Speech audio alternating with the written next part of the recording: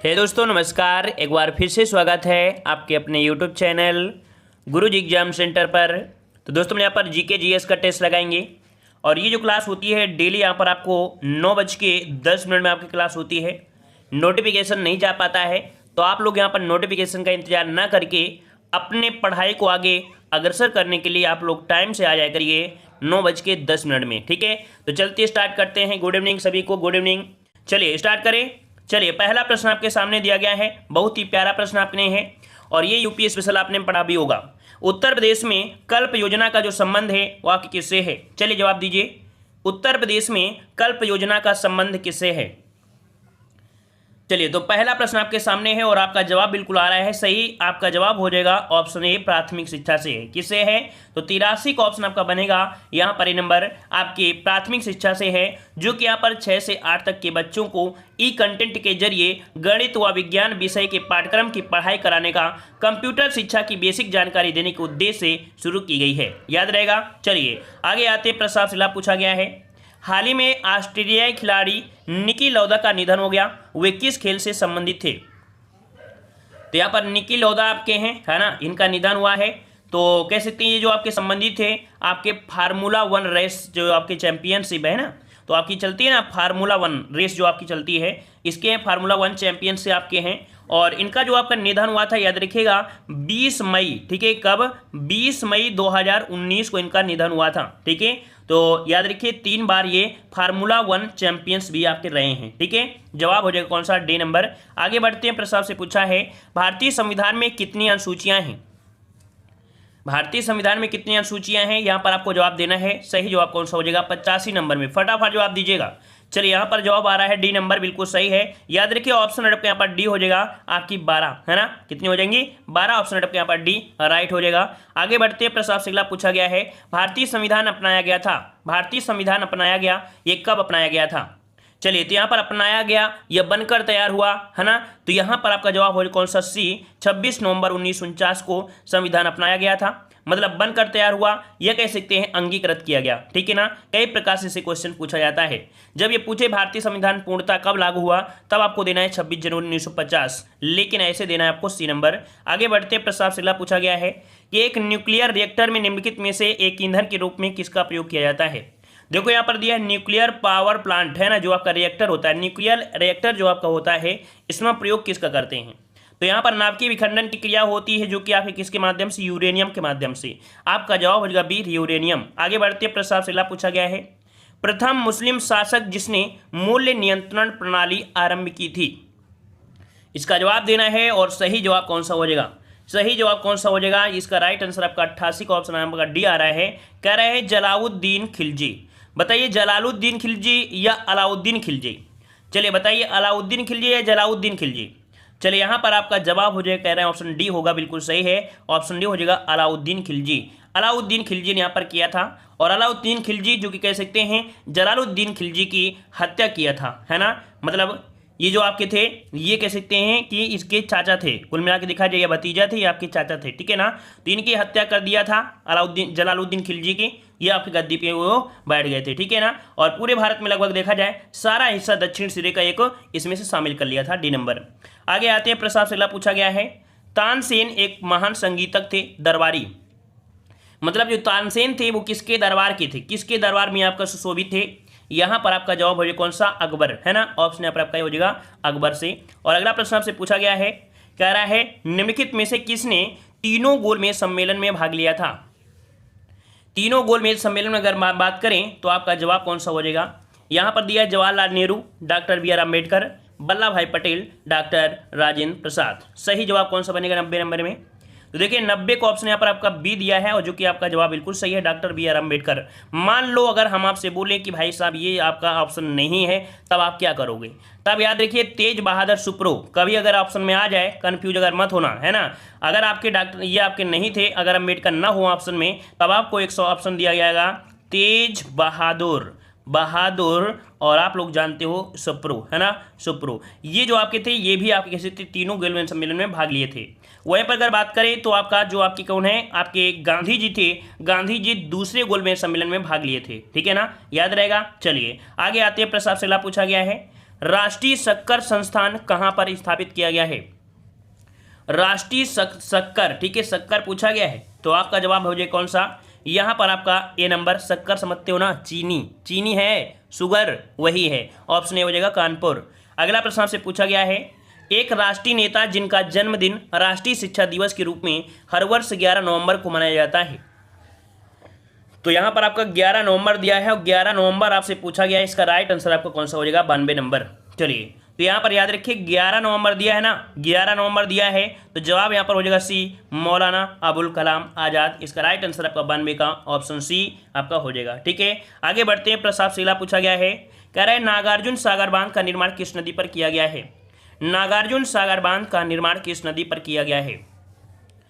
चलिए, 93 का ऑप्शन आ रहे हैं, ऑप्शन बी आ रहा है, ऑप्शन बी आ रहा है जो कि कह रहे हैं आपसे कृष्णा नदी पर। बिल्कुल सही जवाब है आपकी कृष्णा नदी पर है, कृष्णा नदी पर बना हुआ है ना। और इसकी जो ऊंचाई है वो आपकी 124 मीटर आपकी ऊंचाई है। ठीक है, आगे बढ़ते हैं। प्रसाद शिला पूछा गया है, बरमूडा त्रिकोण स्थित है।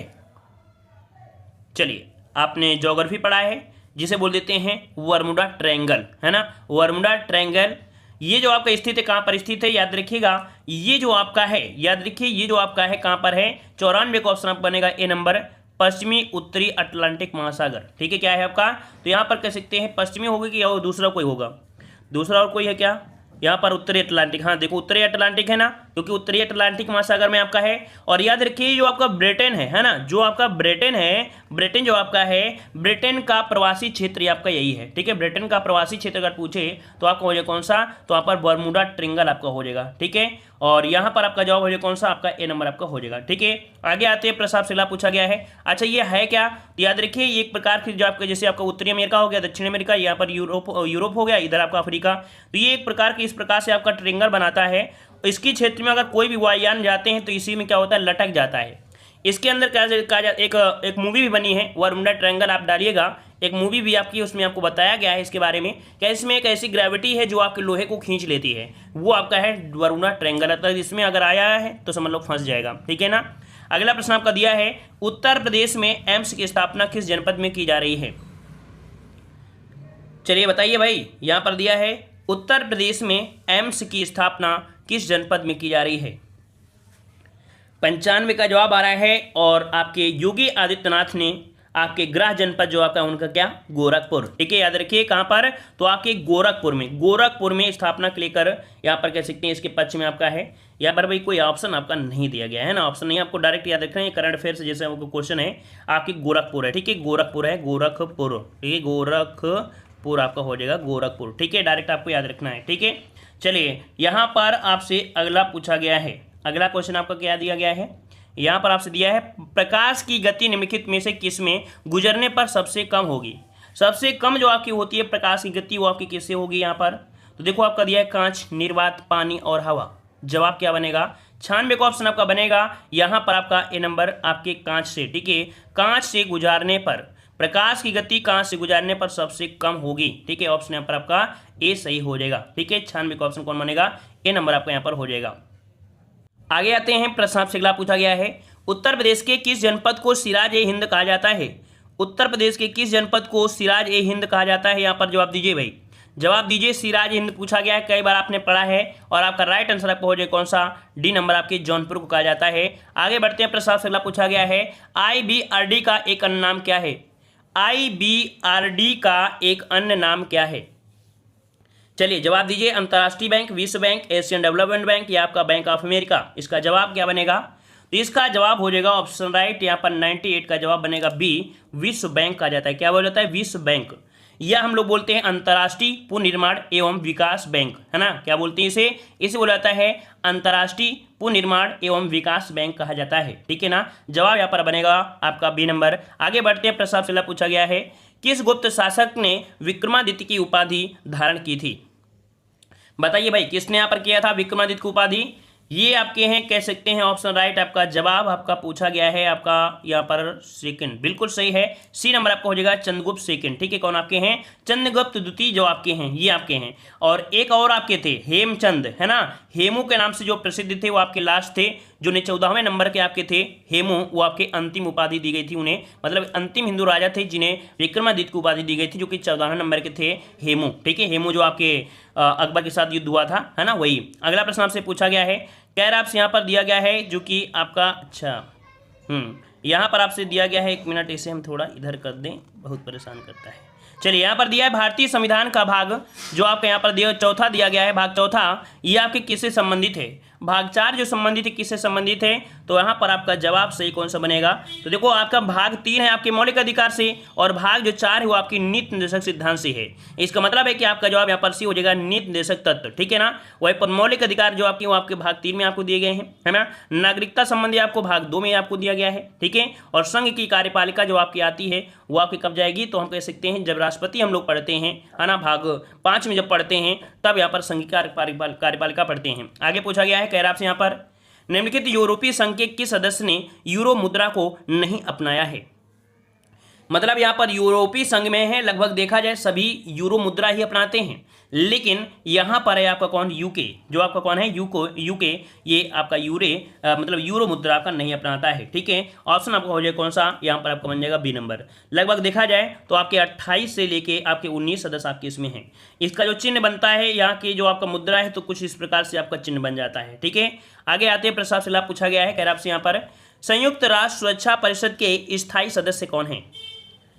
संयुक्त राष्ट्र सुरक्षा परिषद के स्थायी सदस्य इनमें से आपके कौन से हैं, तो याद रखिएगा, यहाँ पर बोला जाता है बिग 5, है ना, P5 के नाम से जानते हैं।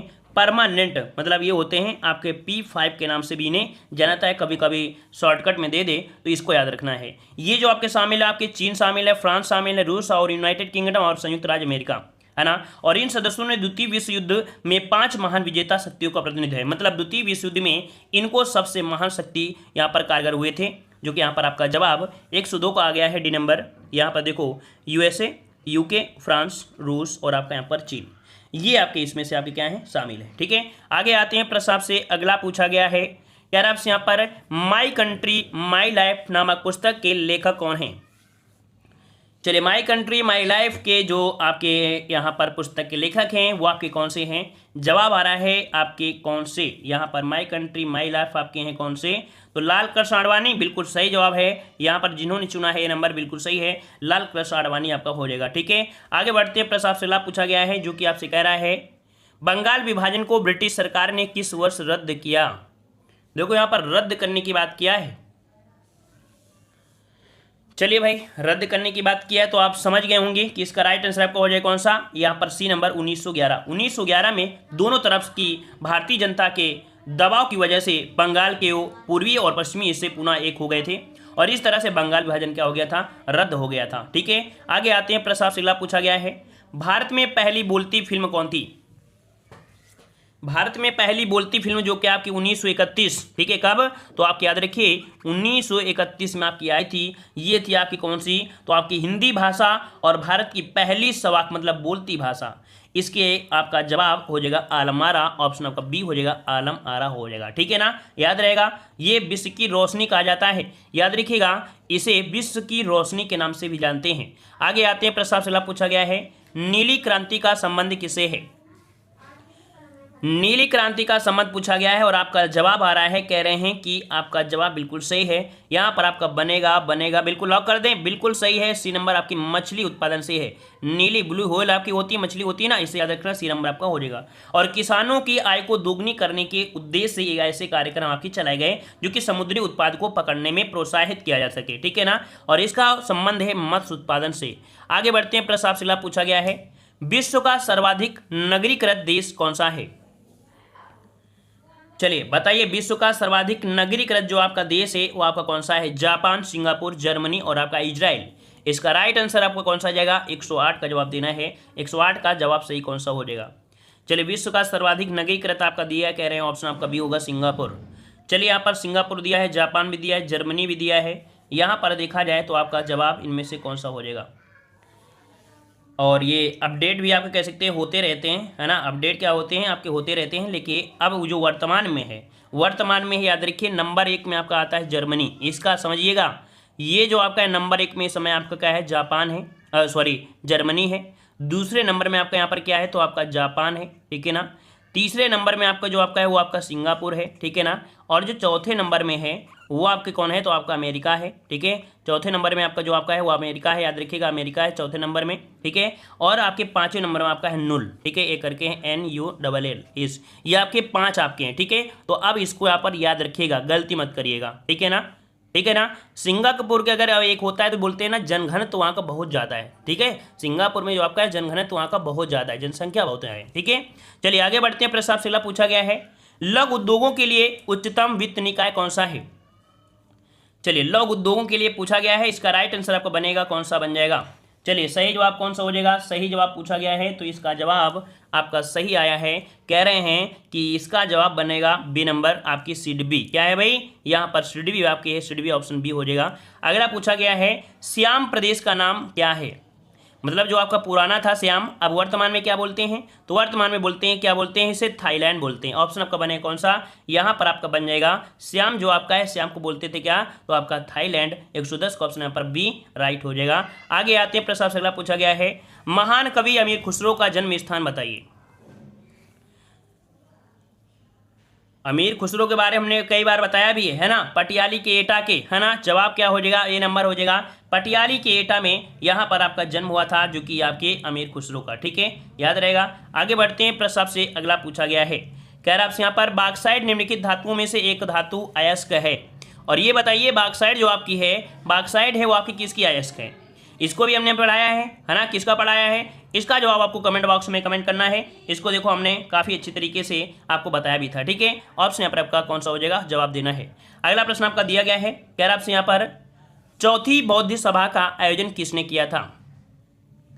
चौथी बौद्ध सभा का आयोजन किसने किया था, इसको जवाब देना है। इसका राइट आंसर आपका कौन सा हो जाएगा, यहाँ पर आपका 113 का ऑप्शन बनेगा कनिष्क, ठीक है। किसके समय, तो कनिष्क के समय जो आपके कुषाण राजा थे इनके समय आयोजित की गई थी, है ना। और कह सकते हैं कि दो संप्रदाय में चौथी बौद्ध सभा से अलग हो गया था, है ना।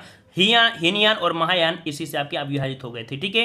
कभी कभी क्वेश्चन पूछा जाता है कि जो आपकी बौद्ध सभा है ना, जिसमें से आपके हीनयान और महायान किससे अलग हुए थे, तो आपके कनिष्क के समय से, ठीक है। आगे आते हैं, प्रश्न से पूछा गया है, लोधी वंश का अंतिम शासक कौन था।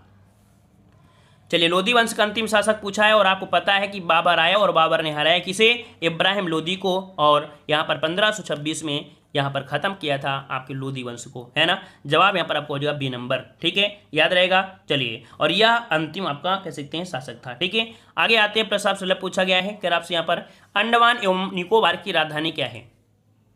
115 नंबर में यहाँ पर जवाब क्या बनेगा, यहाँ पर आपको हो जाएगा पोर्ट ब्लेयर, है ना, बिल्कुल सही है, कोई दिक्कत नहीं है यहाँ पर। चलिए अगला क्वेश्चन आपसे पूछा गया है, निम्नलिखित में से इस बात का निर्णय कौन करता है कि विधेयक धन विधेयक है या नहीं। बताइए, अगर कोई विधेयक धन विधेयक है या नहीं है, इसका निर्णय कौन करेगा।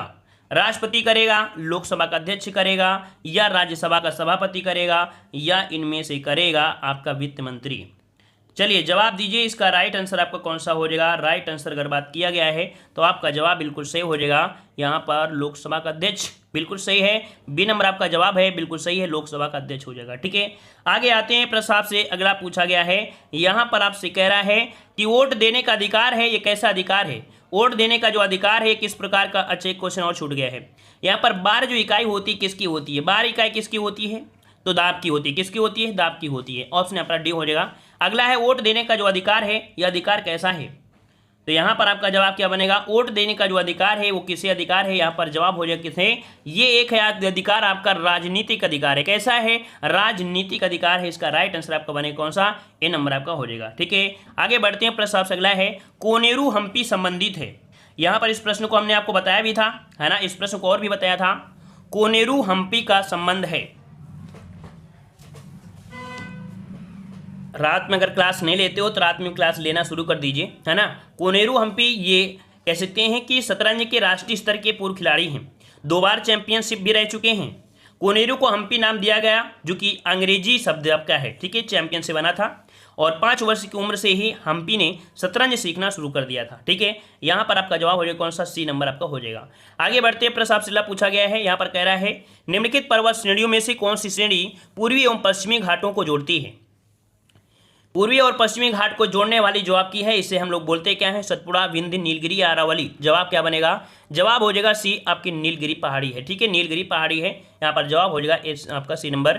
अगला क्वेश्चन आपसे पूछा गया है, यूरोप के कॉकपिट के नाम से किसे जाना जाता है। यूरोप के कॉकपिट के नाम से किसे जानते हैं, यहाँ पर सही जवाब कौन सा हो जाएगा, बेल्जियम, स्विट्जरलैंड, नीदरलैंड या लग्जमबर्ग। कौन सा हो जाएगा, लग्जमबर्ग। इनमें से जवाब कौन सा बनेगा, तो जवाब हो जाएगा ऑप्शन आपका यहाँ पर ए नंबर, आपके बेल्जियम को किसे कहा जाता है, बेल्जियम को कहा जाता है। इसका राइट आंसर आपका बनेगा ए नंबर, आपके बेल्जियम को कहा जाता है। ठीक है, आगे आते हैं, प्रश्न आपसे अगला पूछा गया है, यहाँ पर आपसे कह रहा है उत्तर प्रदेश में चरकुला लोक नृत्य का जो संबंध है वो किससे है। चरकुला लोक नृत्य का जो संबंध है किससे है, तो आपका जवाब क्या बनेगा, आपका जवाब हो जाएगा बी नंबर, ब्रज मंडल से है, मतलब ब्रज क्षेत्र से है। अगले क्वेश्चन को आते हैं, क्वेश्चन आपसे अगला पूछा गया है, कह रहा है कांग्रेस अधिवेशन जो आपका हुआ था लखनऊ का 1916 में, इसकी अध्यक्षता किसने की थी। इसकी अध्यक्षता करने वाली जो आपकी थी वो आपकी कौन थी, इसका राइट आंसर आपका सी हो जाएगा, अंबिका चरण मजूमदार थी। इसका ऑप्शन आपका यहाँ पर हो जाएगा कौन सा, सी नंबर। ठीक है, कौन थे, तो ऑप्शन यहाँ पर सी। आगे बढ़ते हैं, प्रश्न आपसे अगला है, यहाँ पर आपसे क्वेश्चन पूछा गया है, रिहंद परियोजना स्थित है। तो भाई रिहंद आपने पढ़ा भी होगा, रिहंद है ना, रिहंद एक नदी घाटी परियोजना है। और यहाँ पर आपका जवाब है कौन सा, 125 की अगर हम बात करें तो यहाँ पर कुछ लोग कह रहे हैं इसका ऑप्शन बी होगा। तो याद रखिए रिहंद परियोजना जो आपकी स्थित है आपकी कहाँ पर है, तो आपके मिर्जापुर जनपद में है। इसका राइट आंसर आपका बी हो जाएगा, मिर्जापुर जनपद में है। ठीक है ना, कहाँ पर आपके है, तो आपकी मिर्जापुर जनपद में आपकी स्थित है। ठीक है, चलिए आगे आते हैं, प्रश्न आपसे अगला पूछा गया है, कह रहा है तंचोई कसीदाकारी का विकास कहाँ हुआ। तंचोई कसीदाकारी का विकास कहाँ हुआ।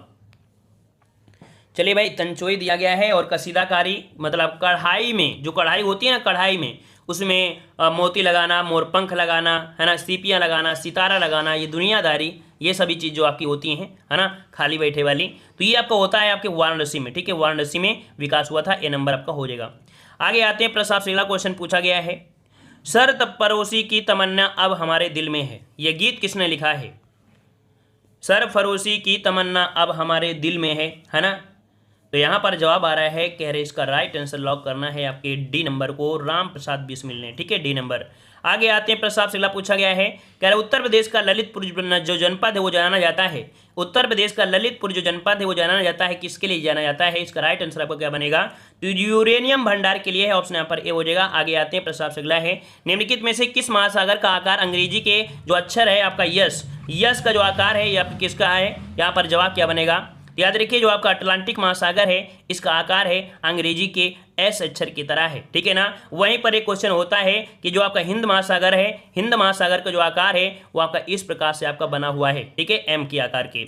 आगे आते हैं, जो कि हमने बताया था कि जम्मू कश्मीर में आपको पढ़ना है, हमने पिछली वीडियो में कुछ अपडेट आपको बताया था और इसमें से आपको करंट अफेयर डेली आपको जीके के लास्ट में कुछ करंट अफेयर मिलती है। जम्मू कश्मीर में वर्तमान में क्या है ये आपको यहाँ पर पढ़ना है, मात्र 5 पॉइंट है, 5-6 पॉइंट इनको पढ़ लीजिए। कह रहा है अब जम्मू कश्मीर केंद्र शासित प्रदेश बन गया है, सभी को आपको पता है। पहले क्या था, विशेष राज्य का दर्जा प्राप्त हुआ था, है ना, लेकिन अब विशेष राज्य का दर्जा खत्म हो गया है। अब आपके जो बच्चे हैं 10 राज्य बच्चे हैं जो विशेष राज्य के दर्जा हैं। ठीक है। दूसरा दिया है अब केवल भारत के नागरिक होंगे। कह रहा अब वे केवल भारत के नागरिक होंगे। पहले क्या हुआ करता था, जम्मू कश्मीर में दोहरी नागरिकता हुआ करती थी। ठीक है ना, दोनों पॉइंट को समझते चलिए। तीसरा है कि कोई भी नागरिक जम्मू और कश्मीर में जाकर भूमि खरीद या बेच सकता है। पहले क्या हुआ करता था, खरीदने बेचने का अधिकार यहाँ पर कह सकते हैं जम्मू कश्मीर वाले लोगों को ही था। ठीक है ना, केवल जम्मू कश्मीर के लोगों को ही जम्मू कश्मीर में भूमि बेचने और खरीदने का अधिकार था। ठीक है। तीसरा आपको दिया गया है भारत का कोई भी नागरिक जम्मू और कश्मीर में जाकर वहां पर बस सकता है, लेकिन पहले किसी की अनुमति नहीं थी। अस्थायी तौर पर कोई भी वहां पर बस नहीं सकता था, है ना, अस्थायी तौर पर जरूर हो जाएगा। अगला दिया गया है, कह रहा है अब किसी की सलाह सरकारी दफ्तर में आरटीआई दायर की जा सकती है। मतलब अब किसी भी सरकारी दफ्तर में आरटीआई दायर की जा सकती है ना, लेकिन पहले आरटीआई भी फाइल नहीं की जा सकती थी। ठीक है। अब क्वेश्चन दिया है कि अब विधानसभा का कार्यकाल कितना हो गया, 5 वर्ष। याद रखिएगा पहले जम्मू कश्मीर का जो विधानसभा कार्यकाल था वो 6 वर्ष का हुआ करता था, 6 वर्ष का।